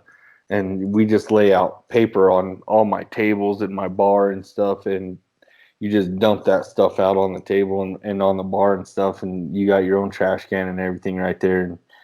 And we eat good. And but he can tell you what to eat and when to eat it and stuff. And that was my biggest thing is like, man, I love to eat. I love food. And Right. he can tell you. And I was always telling him like, man, I hate being hungry. Like that's my biggest deal. Like I do not want to be hungry whatsoever. Like I want to eat. I'm a big dude. I want to fucking eat. Right. And he showed me how I could eat and you know sustain everything throughout the day and not be hungry because I hated being hungry and still gain that muscle and whatnot. And I'll put you in contact with him if you want, and Yeah. you'll like it, dude. I mean, he'll hook you up and show you what to eat and whatnot to gain that muscle. And I'll send you pictures of my aunt. My aunt she was a beast. I was a little kid when they were real big into bodybuilding, and I'm talking my aunt had arms like this. I mean, no shit, she scared me when I was a kid. Like I remember times where my dad would be like, "Hey, I'm going to work and your aunt's going to watch you today," and my dad would always mess with me and stuff and be like, "I let her know that if you messed up, she was allowed to spank you," and I was terrified as a kid, like scared the shit out of me. I was like, man, this big old bitch is gonna knock the fuck out of me. I'm just a little kid. I was like on my best behavior, and if I messed up, dude, I hid until my dad got home. Oh man. Oh, that's wild, bro. Yeah, I would love to hear from him, man. Diet is the main key. I've been more of like a low calorie dense kind of food diet for I can Mhm. cut weight a little bit, but it's a little bit more meat, but like veggies and whatnot. But I'm down with anybody who can teach me some ways, or like or anything. I'm always down to learn, especially from a dietitian or anything like that. That would be Right. astounding. I would freaking love it. Because I don't know. I get the food groups. I get like I know what it takes. Honestly, seriously.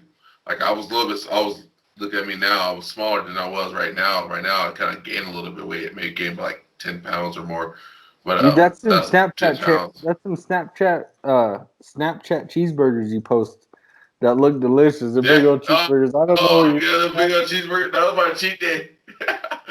That is Blondie's over in Cortez, Colorado. It's a good restaurant, man. They have good food, I delicious. just went. I went through there. I went through there yesterday, dude. If I would have known that's what it was called, I would have stopped and had dinner. I was like, because I see them cheeseburgers. Like I said, I like to eat. I Yeah, love good food, me too. Me too. sushi, seafood, and cheeseburgers, dude. When I came over into this country, okay, and I'm not saying they're good, but Sonic, okay, Sonic. I got a weakness for Sonic, Oh, and that's good. my wife Which told number? Hold on. Which number? which number? I like Yeah. two. The bacon double. Oh, yep. Okay. Yeah, Yep. and I'm in New Mexico, dude, and so it's all about that green chili, Yeah. and so like Lotta Burger and stuff, and I'll fight all you Colorado fucks that think you guys got good green chili because there's always been a there's always been a war between New Mexico and Colorado on who has better green chili, and I grew up in Colorado, born and raised, lived there all my life, and I'll fight them motherfuckers. New Mexico has green chili that is way better than Colorado. I'm not shitting you. I got this girl on Facebook last year was she's all, oh yeah, we come down and see me. Talking to me and my wife. She's like, yeah, I'm in.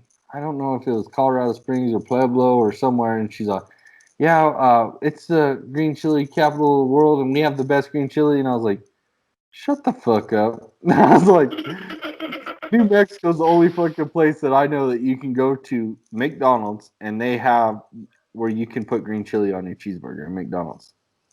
I was like, can you do that? Nice. She's all, no. And I was like, that's everywhere you go. You go to fucking breakfast and that's just a question. That it's like, you want ketchup and mustard? And they're like, down here, they're like, you want green chili? You want red chili? Or you want Christmas? And a lot of people are like, what's Christmas? That means green chili and red chili. You can have both. Really? And Uh, so, yeah, I'm like, no, you motherfuckers in Colorado ain't got shit on New Mexico. And I hate to say that because I love Colorado. I was born and raised, and I go every other week to Colorado. But yeah, them motherfuckers ain't got a clue on green chili, no, man. no, no. You ever get to take a trip to New Mexico, especially Farmington, New Mexico, or even Albuquerque. Albuquerque chili is fucking bomb. I tried to go to that restaurant. I ate it at. It's like a restaurant. It was a burrito. Fucking one of the top five fucking green chilies of all time I ever had. It's like a cafe. Oh yeah, uh, and and uh, so every year, me and my wife we buy a bushel or 2 bushels depending on how we feel, but it's like a trash bag like this, a half, and not completely full, but like it's like a ball of green chili like this, and it's in, and we get it roasted in a trash bag is how it comes, because we buy it from the farm itself. And so if you go out to my freezer, even right now, you go out to my freezer, and so we'll get that green chili, and you got to let it sweat. And so once it sweats, you peel the skin off of it, clean the seeds out of it, and then we chop it up, and we'll do like, okay, this is 1 pound, and we'll put it in a bag, and just a regular like sandwich bag, yeah. and then we roll it out with like a roller, like if you were to make like tortillas or bread or something, and a rolling pin, I guess it'd be called, and we'll make them like thin like that. And then so if you look at my freezer, dude, I got places that are like this high of just green chili in bags, just probably 50 of them stacked up like that. And I got 2 deep freezers, and you can go in either deep freezer, and there's green chili. We eat green chili with everything. Biscuits and gravy. I'll make great biscuits and homemade gravy in the morning, and that's the do. I'll get my sausage fried up, add my flour, my milk, and I'll get it. And once it starts thickening up, bam, I'll throw a bunch of green chili in there and mix that all up. Oh, dude, we eat green chili and everything. Alright. Macaroni and cheese, fucking biscuits and gravy, cheeseburgers, burritos, everything. Green chili is life here in New Mexico.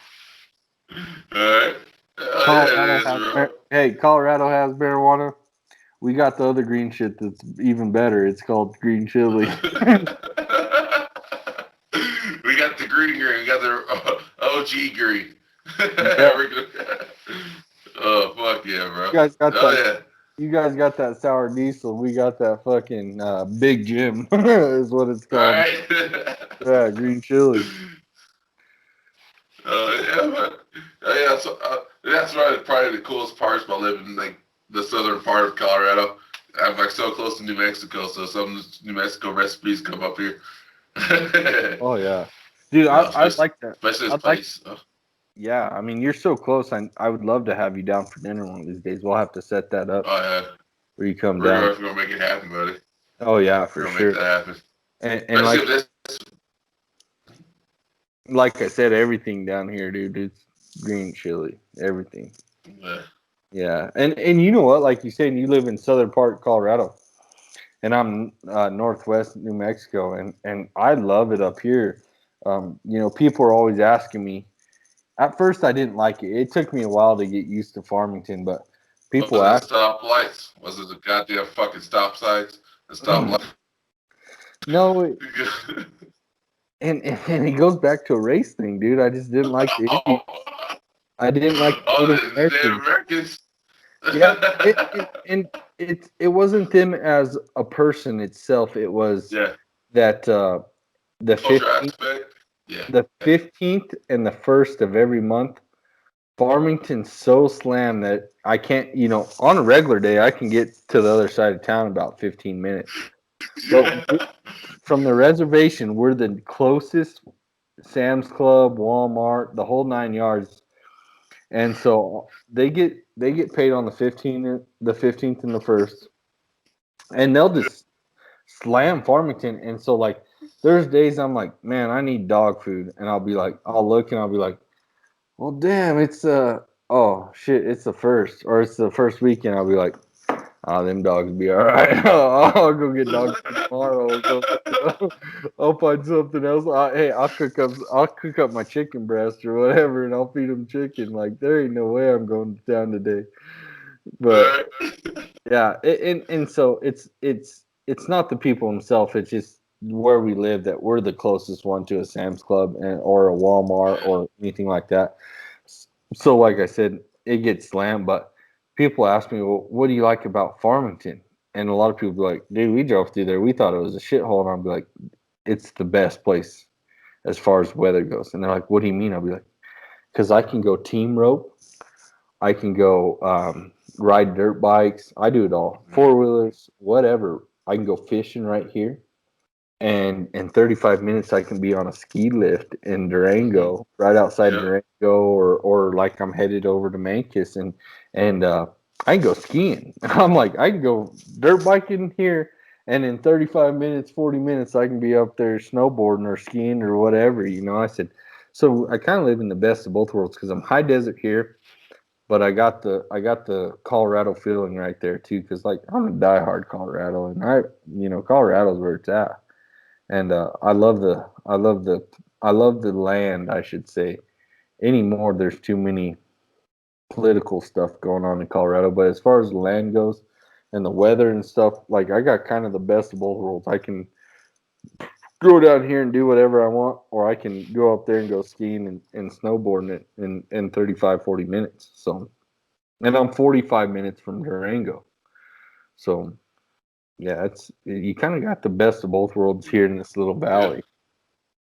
It is true, and it's extremely true, especially the aspect of what you're saying. That's why I tell people too about living in Mancos.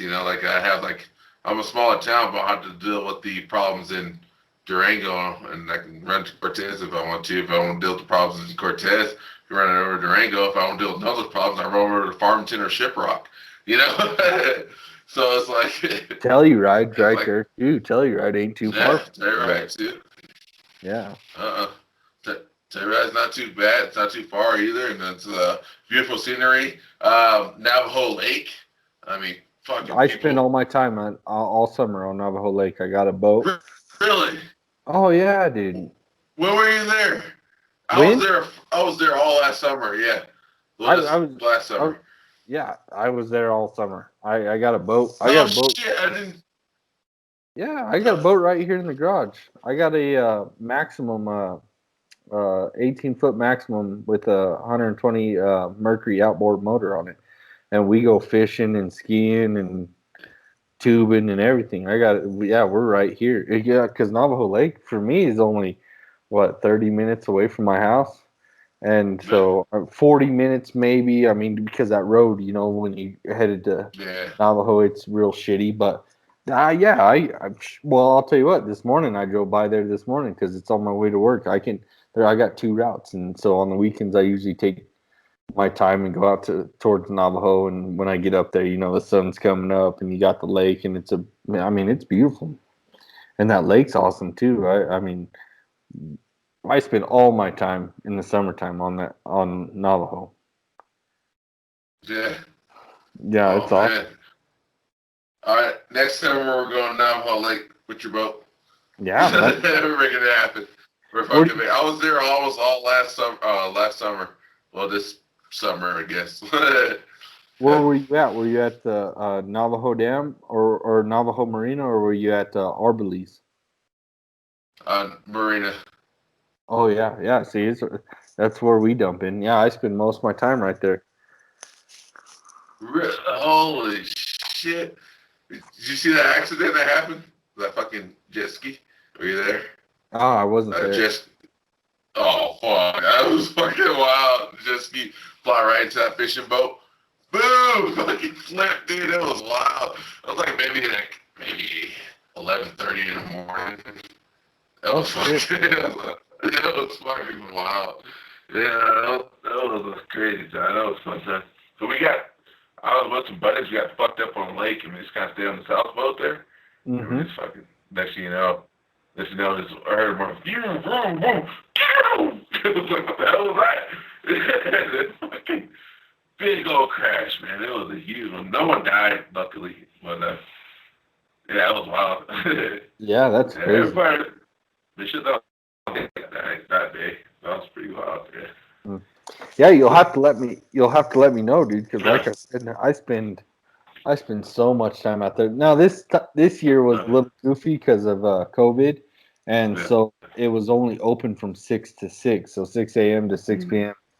And so and I didn't get my boat till the middle of the summer, and so then I started going out on it and whatnot. And yeah, dude, my wife. Good thing she's sleeping right now because I wouldn't want to tell her this in person, but she most days outfishes me. Like, Oh, I, yeah, yeah. we spent our honeymoon out there on the lake. Good. Yeah, dude, we got married, and for our honeymoon we spent it out on Lake Navajo, and spent the night and stuff out there. We spent all day out there fishing, and because she, like I said, she loves fishing, and she's damn good at it. And then we spent all night fishing out there, and had a camper and stuff set up, and yeah, it was awesome. Hell yeah, bro. We definitely gotta go, man. Oh We yeah, definitely gotta go. and I've been. Bro. Oh, sorry, I was gonna say I had my dad's camper down here for a while too, and so I need to get it back because it's just he works out of town, so it's just sitting in Junction. So I need to get that camper back down here, so I have a boat and a camper, and we'll have to do a trip. We're gonna make it happen, man. We're gonna have to. We'll have dinner sometime. Go out to dinner or something. Maybe take you out to Bonnie's if you guys are out this way. And maybe some cool spots over in Farmington, man. We'll make it something happen for sure. Yeah, Too for close sure. to not fucking conversate too. Ex- Exactly. I've lived here for what 3 years now, and here recently I realized I'm like, well, Mancus is right there. I was like, Stefan's over there, dude. I'm like, I need to get over there. And then here recently I started working in Nuclear, so I have to drive through Mancus, and it sucks because I go over Wednesday about midday and come back Monday morning, and you're always at work, and I'm like, damn, I need to figure out a way that we can hit it just right so we can, you know, go out to dinner or something. And they don't mess with my schedule, man. Wednesday will probably be the best. Maybe Wednesday or fuck, I might head over to Nicola. Nicola's not too bad. Like I know some people out there anyway too. So man, I'll check out that farm you guys working on. Perfect. Hell Oh yeah, yeah. buddy. Anything you want to say before we leave? Any shout outs you want to give? I think you might be the longest. You might be fucking Monica for this longest podcast I have, bro. It was a fun time. How long was Monica? Like 2 hours and like 4 minutes or 8 minutes. Well, then I got to keep going because we're what is that? 18 minutes away. We're at an hour. We're at an hour 52 minutes. No, I'm just Bro, kidding. you're good, buddy. Because if you add this one, if I had the previous one was about a good 15 minutes, and add this one, I think you got her. Perfect. No, no, it's all good. No, just the only shout outs and stuff I got is, more like a life advice is keep positive. During these times with COVID and the presidential stuff, love your neighbor. Everybody has different beliefs. If it's different than mine, I'm going to argue with you. But other than that, just stay positive. It's in our lifetime and our parents' lifetime, I'm going to say even, no one's ever seen this kind of craziness going on. So just stay positive, and like I said, if Joe Biden does become our president and whatnot, then guess what? Everybody's still gonna wake up tomorrow, and everybody's gonna put one leg into a pant leg at a time, and one foot into shoes, and everybody still has to get up and get going, and just stay positive and keep going. If your job's effective and with who becomes president and whatnot, then you know just remember that we made it through 8 years with Obama, and people still got to keep on keeping on. So stay positive and keep living. Yeah, man. Could have said it even better. That was fucking perfect, bro. That was beautiful. I almost got teary eyed there for a minute. Right. No, yeah, but that was beautiful. But fuck yeah, I concur with everything you say, man. Like, no, I concur with the majority of everything you say, bro. That's fucking beautiful, man. Hell yeah. That's such a pleasure to talk to you, man. We'll get together sometimes, man. We'll get together here soon. Perfect. Wednesday, I'm coming through, so I'll hit you up. I may have to work Wednesday.